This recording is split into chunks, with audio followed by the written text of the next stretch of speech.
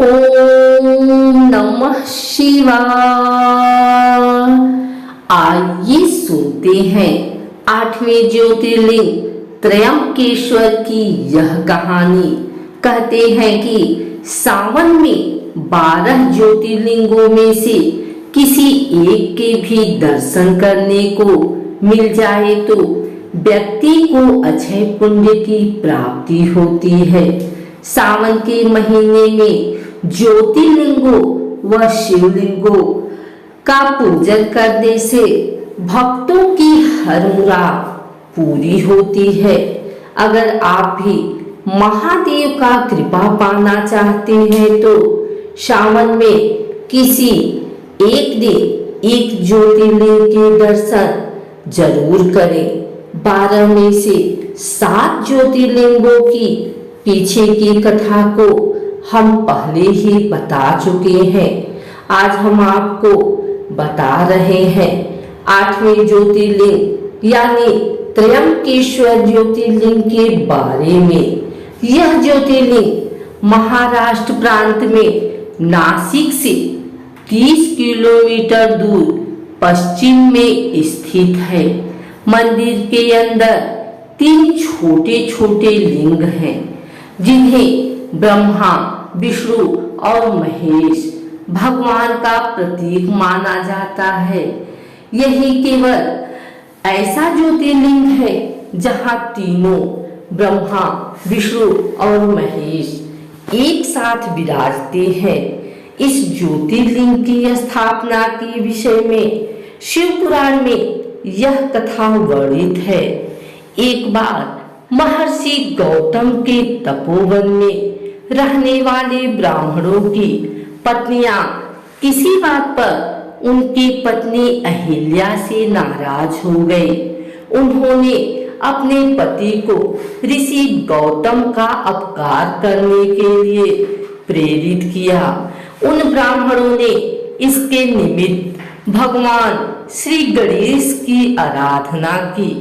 उनकी आराधना से प्रसन्न हो गणेश जी ने प्रकट होकर उनसे वर मांगने को कहा।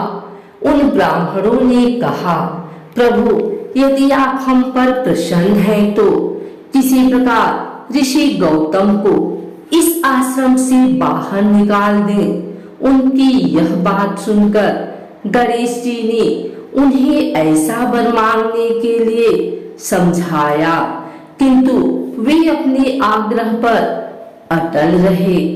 अंततः गणेश जी को विवश होकर उनकी बात माननी पड़ी।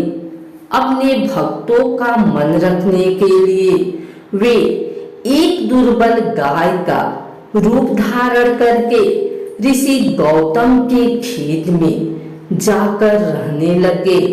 गाय को फसल चरते देखकर ऋषि बड़ी नरमी के साथ हाथ में तृण लेकर उसे हाँकने के लिए लपके। उन तृणों का स्पर्श होते ही वह गाय वहीं मरकर गिर पड़ी। अब तो बड़ा हाहाकार मच गया। सारे ब्राह्मण एकत्र हो गए। गौ हत्यारा कहकर ऋषि गौतम की भर्त्सना करने लगे। ऋषि गौतम इस घटना से बहुत आश्चर्यचकित और दुखी थे। अब उन सारे ब्राह्मणों ने कहा कि तुम्हें यह आश्रम छोड़कर अन्यत्र कहीं दूर चले जाना चाहिए। गौ हत्यारे के निकट रहने से हमें भी पाप लगेगा।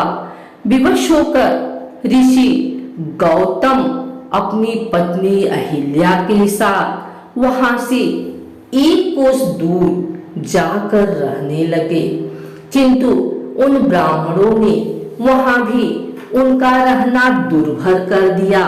वे कहने लगे, गौ हत्या के कारण तुम्हें अब वेद पाठ और यज्ञ आदि के कार्य करने का कोई अधिकार नहीं रह गया।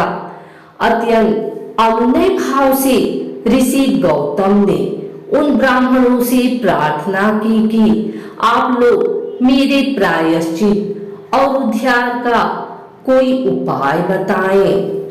तब उन्होंने कहा, गौतम, तुम अपने पाप को सर्वत्र सबको बताते हुए 3 बार पूरी पृथ्वी का परिक्रमा करो, फिर लौटकर यहाँ 1 महीने तक व्रत करो।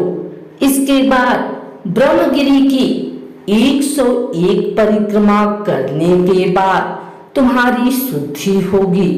अथवा यहाँ गंगा जी को लाकर उनके जल से स्नान करके 1 करोड़ पार्थिव शिवलिंगों से शिव जी की आराधना करो। इसके बाद पुनः गंगा जी में स्नान करके इस ब्रह्मगिरी का 11 बार परिक्रमा करो। फिर 100 घड़ों के पवित्र जल से पार्थिव शिवलिंगों को स्नान कराने से तुम्हारा उद्धार होगा।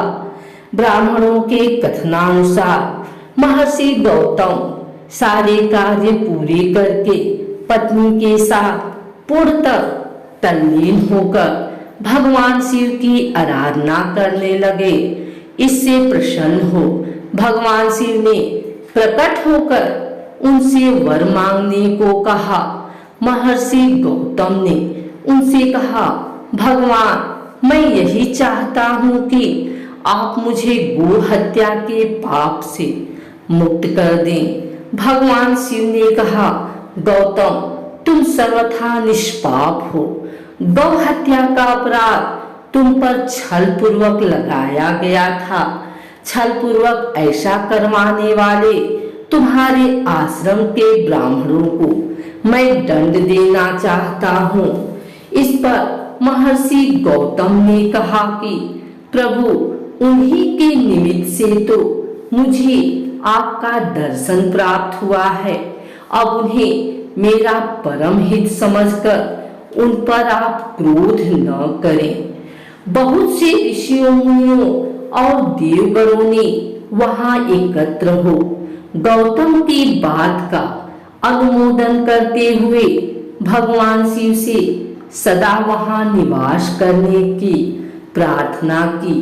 वे उनकी बात मानकर वहां त्रयंबकम ज्योतिर्लिंग के नाम से स्थित हो गए। गौतम जी द्वारा लाई गई गंगा जी भी वहां पास में गोदावरी नाम से प्रवाहित होने लगी। यह ज्योतिर्लिंग समस्त पुण्यों को प्रदान करने वाला है।